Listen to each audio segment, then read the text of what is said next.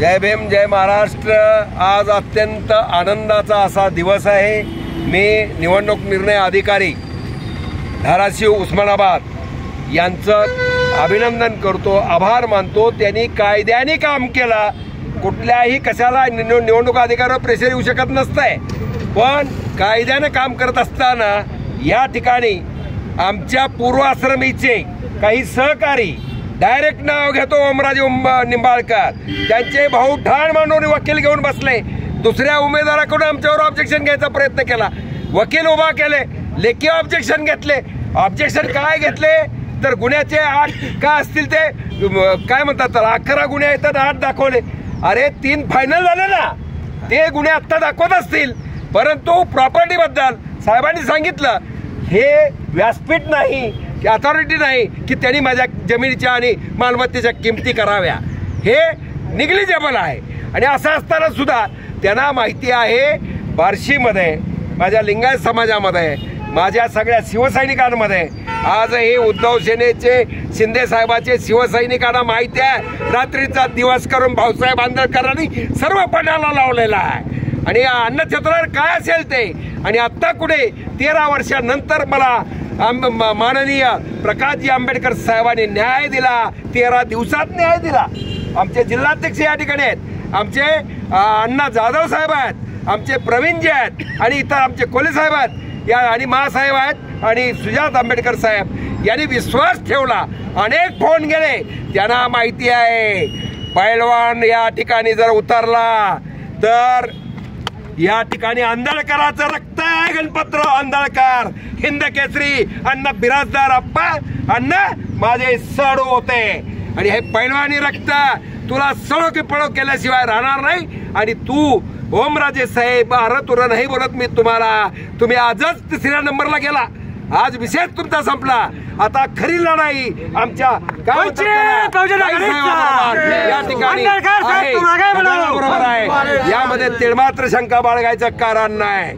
आता खरी लढाई ज्या वेळेला होईल, आम्ही आता मैदानात आलेलो आहे। अहो हे शक्य आहे काय? सीबीआयचं काय, अमक्याचं काय, तमक्याचं काय, काय करू शकलं नाही कोण, गवत या ठिकाणी उपटता आलं नाही। सच्चाईची लढाई मी लढतोय, धर्मानं चालतोय, अधर्मानं तुमच्यासारखं नाही। आमचा पक्ष खरा फोडला, शिवसेनेतनं बाहेर पडलो, त्याला कारणीभूत ओमराजे निंबाळकर आहे। मला त्या ठिकाणी जगू दिलं नाही, जातीवाद केला, तू जाऊन कुठं बसत होता आम्हाला माहिती आहे। आणि आज बार्शीतली जनता 80% मतदान भाऊसाहेब आंदळकरला करणार।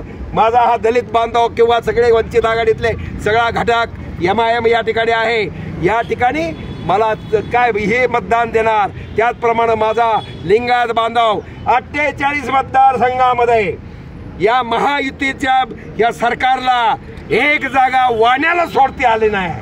का जातीवाद करत नाही मी, लिंगायत वाणी दिसला नाही का? लिंगायत वाण्याचा वापर केला जातो का? लिंगायत वाणी या ठिकाणी 5.5 लाख मतदार आहे, तुम्ही का उघडला? आजच्या इथल्या नेत्यांना सुद्धा, जे विविध पक्षात लिंगायताचे नेते असतील त्यांना माझा प्रश्न आहे, समाज तुम्हाला विचारतोय की तुम्ही आपल्या लिंगायताकरता काय केलं? ज्या प्रकाशजी आंबेडकर साहेबांनी 3 उमेदवार लिंगायताचे दिले, सरकारनं दिले नाही, हाच या बहुजन आघाडीचा आहे। आता लिंगायत समाज, मला मराठा बांधव असतील, ओबीसी आमचं 57% आहे, ओबीसी मी ओबीसीत नाही, ओबीसी बांधव असतील, हे सगळे माझा दलित बांधव, मुस्लिम बांधव, हे सगळे आम्ही एक आहे। आता हे प्रस्थापिताचे धाबेदार आणलेले आहेत, प्रस्थापिताला आता सळो की पळो करून सोडणार आहे। माझा प्रतिस्पर्धी ओमराजे राहिलाच नाही। लोकांना वाटतंय गोगल गाय आणि पोटात पाय अशी अवस्था आहे त्या माणसाची। आम्ही आयुष्य घातलं ना तुझ्यासाठी, गेल्या वेळेला कुणा करता भांडलो, कुणा करता आम्ही मतदान मागितला? ओमराजे तुमच्या करता मतदान मागत होतो आम्ही, आणि तुम्ही आता गरिबी दाखवताय, कुठं आहे काहीतरी दाखवता, ह्याला टीव्हीला ठेवीला काहीतरी उगा। हे समाजाला, माझ्या युवा वर्गाला, माझ्या इथल्या विद्यार्थीनीला या ठिकाणी मेडिकल हब पाहिजे, शैक्षणिक हब पाहिजे, ह्या ठिकाणी उद्योगधंदे इथं आले पाहिजे। उद्योगधंदे आल्यानंतर नोकरीला माझा माणूस धाराशिववरून पुण्याला किंवा मुंबईला गेला नाही पाहिजे, माझ्या आई वडिलापाशी इथं काम केलं पाहिजे।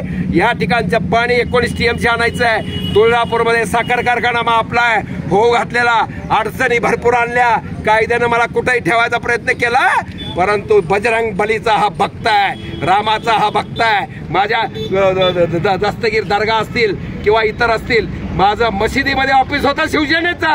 हे कुठेही महाराष्ट्रामध्ये नाही. माझे बांगी साहेब तिथं स्वयंपाक करतात, म्हणजे जेवण वाढतात. असं सौहार्दाचं वातावरण या ठिकाणी आहे. आणि माझ्या आंबेडकर साहेबांनी बहुजन विकास पार्टी याच करते, वंचित पार्टी या ठिकाणी काढली.